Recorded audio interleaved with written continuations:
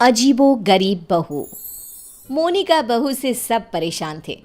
कारण था उसका नेचर, जो शादी के 8 साल बाद भी किसी को समझ में ही नहीं आ रहा था। बहू, मैं मंदिर जा रही हूँ, आऊँ तो पराठा तैयार रखना। पराठा किस चीज़ का माँ जी? आलू पनीर या प्याज आलू या मेथी का बना दूँ? सास, जिसे मंदिर जाने को देर हो रही थी। अरे बहू, किसी भी चीज़ का बना देना, वैसे भी भूख बहुत लगी है, मैं जल्दी ही मंदिर होकर आती हूँ। सास तो चली जाती है, लेकिन बहू वो तो अपने ही काम में मस्त हो जाती है। बेटा, तेरी सास आती होगी, जल्दी से पराठा बनाकर रख दे, नहीं तो तेरी क्लास लग जाएगी। ना ना पिताजी, अब कोई मेरी क्लास नहीं ले सकता। नहीं ले सकता? अब नहीं ले सकता क्या मतलब? तेरी सास तो आज तक मेरी क्लास ले रही है। पिताजी, मैंने तो शादी ही इसलिए की है कि मुझे पढ़ाई ना करनी पड़े। क्लास लेंगी सास तो मैं नहीं रह पाऊंगी। अरे तो जो होमवर्क देकर गई है वो जल्दी से पूरा कर ले बेटा। होमवर्क? कैसा होमवर्क? अरे परेशान हो गया मैं तो। कुछ नहीं बहू, कुछ नहीं, सॉरी, जा। माफ़ी भी मांग रहे हैं पापा जी, और मुझे पता भी नहीं कि आपने क्या गलती कर दी। खैर, जा रही हूँ मैं। आज ना अलमारी ठीक करने का काम करना है मुझे। बहू कमरे में चली जाती है कि सामने उसकी बेटी की सहेली आ जाती है। अरे मेरा बेटा, ये कौन है? माँ, ये मेरी सहेली है मायरा, पास के सेक्टर में रहती है। अच्छा, क्या नाम है? कहाँ मिले तुम दोनों? आंटी, इसने बताया ना कि मेरा नाम मायरा है, मैं पास के बिल्डिंग में रहती हूँ और हम स्कूल फ्रेंड्स हैं। अच्छा, तुम लोग स्कूल में नहीं खेलते, जो घर में खेलने की जरूरत पड़ गई? वैसे क्या करते हैं पापा तुम्हारे? आंटी, मेरे पापा अमेरिका में रहते हैं। अच्छा, क्या करते हैं? अच्छा, कितने भाई बहन हो तुम? और सॉरी आंटी, मुझे जाना है। मीरा, देख लेना, खेलना हो तो शाम को पार्क में मिलते हैं। सहेली के जाने के बाद, क्या है माँ, भगा दिया ना मेरी सहेली को। अरे पता नहीं क्यों इतनी बड़ी होकर भी आप समझ नहीं पाती कि कैसे रहना चाहिए, क्या पूछना चाहिए। भगा दिया मेरी सहेली को। खैर, मोनिका का अजीबो गरीब नेचर चेंज होने का नाम ही नहीं ले रहा था। एक दिन, क्या बात है मोनिका, कहाँ जा रही हो? मैं ना ज़रा बाज़ार जा रही हूँ, थोड़ा काम है। आप बताओ, काफ़ी बिजी लग रहे हो।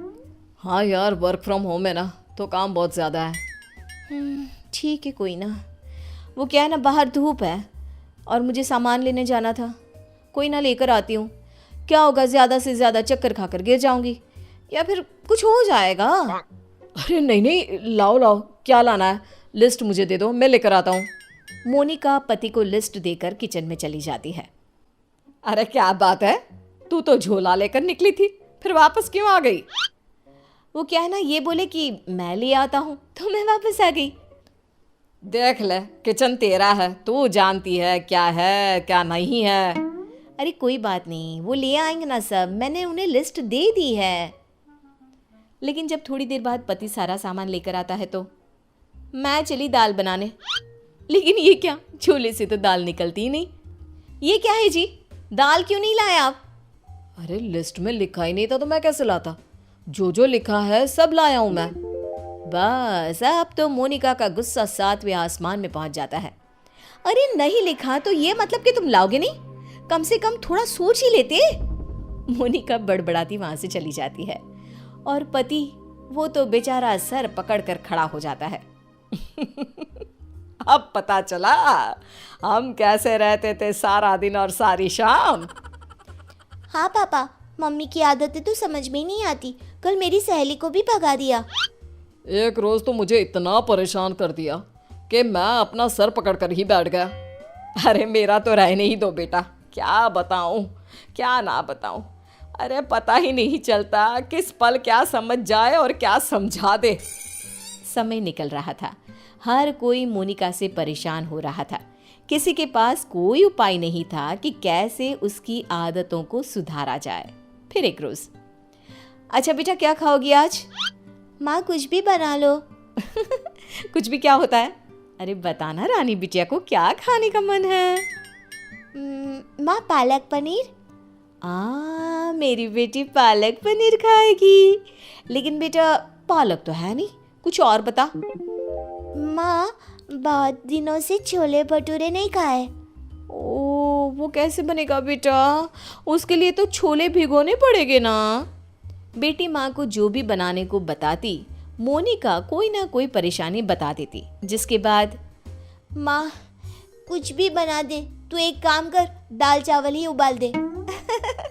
वही तो बनाया है बेटा, चल जल्दी से आजा खा ले। माँ चली जाती है, लेकिन बेटी परेशान हो चुकी होती है। क्या है, माँ ने जब बना ही लिया था दाल चावल, तो मेरा वक्त क्यों बर्बाद कर रही थी? तभी वहाँ दादी आ जाती है। क्योंकि तेरी माँ है ही ऐसी, यहाँ तेरे पास आने से पहले मेरा भी सर खा कर गई है। क्या कर सकते हैं अब। पर दादी, ऐसे हाथ पैर बांध कर भी तो नहीं रह सकते ना। हाँ बेटा, सही बोल रही है तू। बहू को तो समझाना ही होगा कि वो जो व्यवहार करती है वो ठीक नहीं है। बस फिर क्या था, सभी सोच लेते हैं कि जैसे को तैसा करना है। अगले रोज नाश्ते पर, ये क्या है मोनिका, पराठे क्यों बनाए? मुझे तो पोहा खाने का मन था। लेकिन मुझे कैसे पता चलेगा कि आपको पोहा खाना है? बता देते ना। बिल्कुल वैसे ही जैसे तुमको लगता था कि मुझे ये पता होना चाहिए था कि दाल लानी है। मोनिका को कुछ तो समझ में आ जाता है, लेकिन वो शांत रहती है। फिर अगले रोज, माँ जी, वो कल ना मेरा व्रत है, तो बताइए ना शाम की पूजा कैसे करनी होती है? कौन सी पूजा, साड़ी वाली या सूट वाली? माँ जी, साड़ी वाली। वैसे क्या खाते हैं उसमें? खीर ना, तो मैं अभी खीर बना लेती हूँ। कौन सी खीर बहू, चावल वाली या सूजी वाली? बहू समझ जाती है कि वो सास को जैसे कभी पराठे के लिए कंफ्यूज कर रही थी, सास उसे अब कंफ्यूज कर रही है। तभी डोरबेल बजती है। सामने होती है पड़ोसन, जो मोनिका से मिलने आई होती है। अरे बिटिया, माँ को बुलाना अपनी। माँ को? लेकिन इस वक्त आपको क्या काम है? छोटी सी है, लेकिन सवाल देखो, पुलिस की तरह दागी जा रही है। बेटा, उनसे चीनी लेनी थी। अच्छा, आपकी कटोरी में या हमारी? बेटा, वो मैं लेकर आई हूँ, जरा माँ को बुला दो। कल पड़ोसन के घर क्या झगड़ा हुआ, ये भी पूछना था। ये क्या बात हुई, किसी के घर के झगड़े को डिस्कस करना? वैसे आपके पति क्या करते हैं? वो कितने बजे ऑफिस जाते हैं? और माँ जब शाम को वॉक पर जाती है, तो क्या उस वक्त आप लोगों की बात नहीं होती?